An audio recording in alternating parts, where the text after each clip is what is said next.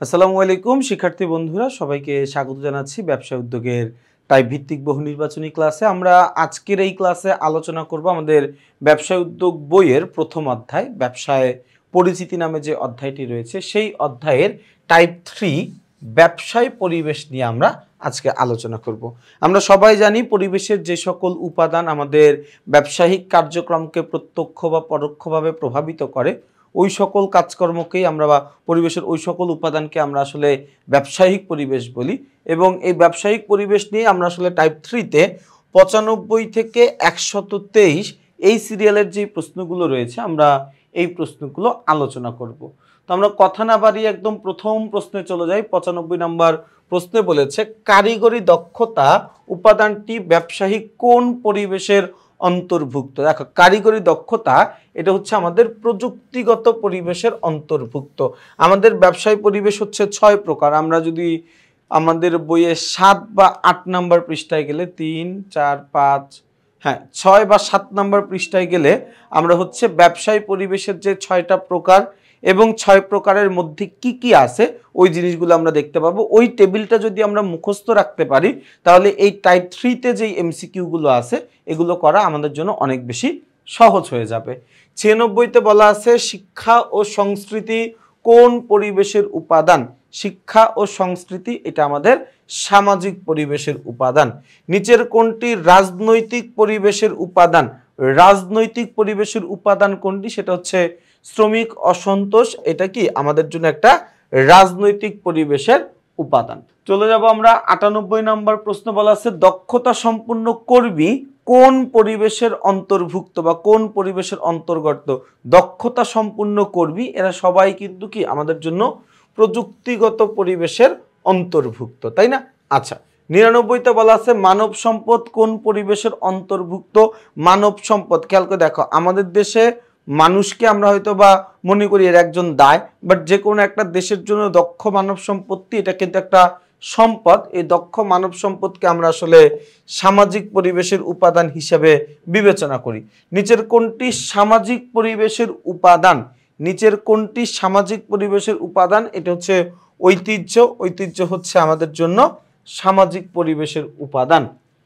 চলে যাব আমরা প্রশ্ন নাম্বার 101। বলা আছে সামাজিক পরিবেশের উপাদান হলো নিচের কোনটি আমাদের জন্য সামাজিক পরিবেশের উপাদান। দেখো, ধর্মীয় বিশ্বাস, শিক্ষা ও সংস্কৃতি এগুলো আমাদের সামাজিক পরিবেশের উপাদান। কারিগরি দক্ষতা এটা হচ্ছে আমাদের জন্য একটা প্রযুক্তিগত পরিবেশের উপাদান। প্রযুক্তিগত পরিবেশের উপাদান। তাহলে উত্তর হচ্ছে 1 ও 3। 1 ও 3 কোথায় আছে? খ নাম্বারে। তাহলে উত্তর হচ্ছে খ। আচ্ছা, এরপরে দেখো 102 নম্বর প্রশ্নে বলেছে ভিন্ন দেশের সাথে সম্পর্ক স্থাপন কোন ধরনের উপাদান বা কোন উপাদান। একটা দেশের সাথে অপর একটা দেশের কেমন সম্পর্ক হবে সেটা নির্ভর করে ওই দেশের রাজনৈতিক পরিস্থিতির উপরে, যে কারণে আমরা এটাকে বলি হচ্ছে রাজনৈতিক পরিবেশের উপাদান। 103 নম্বর প্রশ্নে কি বলা আছে? বলা আছে ব্যবসায় প্রধান উপাদান কি। ব্যবসায়ের অন্যতম প্রধান উপাদান হচ্ছে মূলধন বা অর্থ বা বিনিয়োগ, বা ওটাকে কি বলা যায়? ওটাকে বলা যায় হচ্ছে মূলধনের আরেকটা কি জানি নাম ছিল। আচ্ছা, মূলধন বা আমরা বলতে পারি কি নগদ অর্থ, তাই না? আচ্ছা, এরপরে দেখো 104 নম্বর প্রশ্নে বলা আছে বাংলাদেশে ব্যবসায় বাণিজ্য অগ্রসর হতে হলে কোনটি কাটিয়ে উঠতে হবে বা কি কাটিয়ে উঠতে হবে। সেটা হচ্ছে আমাদের দেশে যে প্রশাসনিক যেই জটিলতা আছে এই জিনিসটা দূর করতে হবে। আমাদের দেশে এক শ্রেণীর লোক আছে যারা হচ্ছে দালাল, এই দালাল শ্রেণীর হয়রানি থেকে মুক্তি পেতে হবে এবং মূলধনের স্বল্পতা দূর করতে হবে। যদি আমরা এই 3টা জিনিস কাটায় উঠতে পারি তাহলে আমাদের দেশে ব্যবসায় বাণিজ্যটা অনেক বেশি অগ্রসর হবে বলে আসলে আমরা মনে করি, তাই না? তাহলে উত্তর কি? উত্তর হচ্ছে 1, 2, 3 অর্থাৎ ঘ নাম্বারটা হচ্ছে আমাদের জন্য উত্তর। চলে যাব আমরা প্রশ্ন নাম্বার 105 ও 6-এর জন্য উদ্দীপক পড়তে হবে। মিস্টার রেজা মিরপুরের বস্তি এলাকায় একটি দোকান দেন। তিনি সেখানে নামি দামি জিনিস রাখেন কিন্তু লাভবান হতে পারছেন না। দেখো কি করেছেন তিনি, বস্তি এলাকায়, আসলে কথাটা এইভাবে বলতে চাই না, একটা নিম্ন আয় সম্পূর্ণ এলাকায়, তাই না? একটা নিম্ন আয় সম্পূর্ণ এলাকায় তিনি কি করেছেন, একটা দামি একটা জিনিসের দোকান দিচ্ছে, দামি দামি জিনিসের দোকান, কিন্তু সে লাভবান হইতে পারছেন না। পারবে না তো, তার কারণ আমার ব্যবসায় অবস্থান নির্বাচনের সময় আমার ব্যবসাটা যেই এলাকা, যেই অঞ্চল বা যেই দেশে অবস্থিত হবে, ওই এলাকা, ওই অঞ্চল, ওই দেশের মানুষের অর্থনৈতিক অবস্থা কেমন, জীবনযাত্রার মান কেমন, ওইটা আমাকে দেখতে হবে, ওইটা আমাকে যাচাই করতে হবে। যে সকল এলাকার মানুষের জীবনযাত্রার মান অনেক নিম্ন, ওই সকল এলাকার মানুষ চাইলেও কি করতে পারবে না, অনেক ভালো মানের পণ্য, অনেক দামি পণ্য কিনতে বা ভোগ করতে কিন্তু পারবে না, তাই না? তাইলে আমরা একটু প্রশ্নে দেখি আমাদেরকে আসলে প্রশ্নে আমাদের কাছে কি জানতে চেয়েছে। আচ্ছা, আমাদের কাছে প্রশ্নে কি জানতে চাইছে ভাইয়া? 105 নম্বর প্রশ্ন। 105 নম্বর প্রশ্নে বলেছে মিস্টার রেজা লাভবান হতে না পারার কারণ কি? মিস্টার রেজা তিনি লাভবান হতে পারেন নাই, তার সবচাইতে বড় কারণ হচ্ছে তিনি ভোক্তার মনোভাব, এই ভোক্তাদের মনোভাবটা তিনি বুঝতে পারেন না। অর্থাৎ ভোক্তার কি ওই জিনিসটা ক্রয় করার সামর্থ্য রয়েছে কিনা, ওই জিনিসটা তিনি কি করতে পারেন নাই, অনুধাবন করতে পারেন নাই। এই জন্য তিনি কি তার ব্যবসায়ে সফলতাও অর্জন করতে পারেন নাই।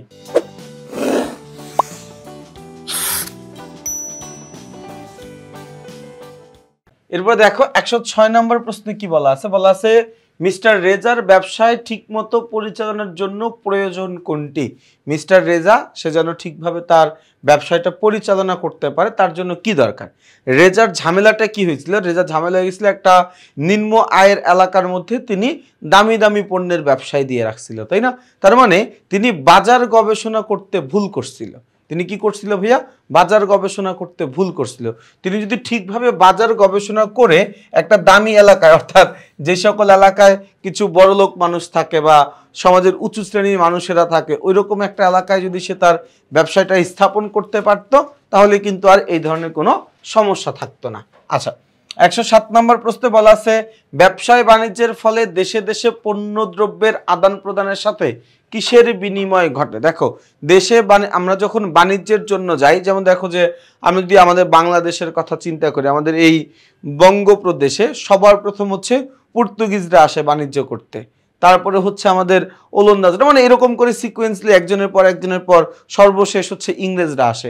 এবং তোমরা দেখবা যে আমাদের চারিত্রিক বৈশিষ্ট্যের মধ্যে কিন্তু তাদের সবার কিছুটা বৈশিষ্ট্য আছে, সবারই টুকটাক টুকটাক কিন্তু বৈশিষ্ট্য আছে। তো পণ্য বিনিময়ের মাধ্যমে, বাণিজ্যের মাধ্যমে শুধুমাত্র যে পণ্যের আদান প্রদান হয় ব্যাপারটা কিন্তু এইরকম না। পণ্যের আদান প্রদানের সাথে সাথে আমরা কিন্তু সংস্কৃতিরও একটা বিনিময় করে ফেলি এর মাধ্যমে, তাই না? আচ্ছা, কোনটি ব্যবসায়ের অনুকূল পরিবেশ সৃষ্টিতে বাধা তৈরি করে? এই কোনটি ব্যবসায়ের অনুকূল পরিবেশ সৃষ্টিতে বাধা তৈরি করে? সেটা হচ্ছে রাজনৈতিক অস্থিরতা। রাজনৈতিক অস্থিরতার কারণে কিন্তু আমাদের দেশে ব্যবসায় বাণিজ্যগুলো ঠিকভাবে গড়ে ওঠে না, এবং এর ফলে কিন্তু ব্যবসা বাণিজ্যগুলো গড়ে উঠতে বাধা তৈরি করে, তাই না? আচ্ছা, 109 বলেছে প্রযুক্তিগত উন্নয়নের ফলে উৎপাদিত পণ্যের পরিমাণ বৃদ্ধি পায়, উৎপাদিত পণ্যের বিক্রয়ের পরিমাণ বৃদ্ধি পায়, উৎপাদিত পণ্যের গুণগত মান বৃদ্ধি পায়। দেখো, প্রযুক্তি উন্নয়ন হইলেই বিক্রয় বাড়বে ব্যাপারটা এমন না। বিক্রয় বৃদ্ধি পাবে ভোক্তার চাহিদা বৃদ্ধি পাইলে, তাই না? তাহলে 2 নাম্বারটা অপশন হিসাবে নেওয়ার কোনো সুযোগ নাই। উত্তর হচ্ছে 1 ও 3। 1 ও 3 আছে খ নাম্বারে, তাহলে আমরা খ নাম্বারটা উত্তর হিসাবে গ্রহণ করব। আচ্ছা, এরপরে আমরা চলে যাব হচ্ছে 110। নিচের কোন উপাদানটি সামাজিক পরিবেশের অন্তর্গত বা অন্তর্ভুক্ত? আর কি নিচের কোন পরিবেশটি সামাজিক পরিবেশের অন্তর্ভুক্ত? সেটা হচ্ছে ভোক্তাদের মনোভাব। সেটা কি? সেটা হচ্ছে ভোক্তার মনোভাব, তাই না? তাহলে উত্তর কি হবে? উত্তর হবে হচ্ছে 10 গ। ওকে, 111। কোনটি ব্যবসায়ের রাজনৈতিক পরিবেশের উপাদান? কোনটি ব্যবসায়ের রাজনৈতিক পরিবেশের উপাদান?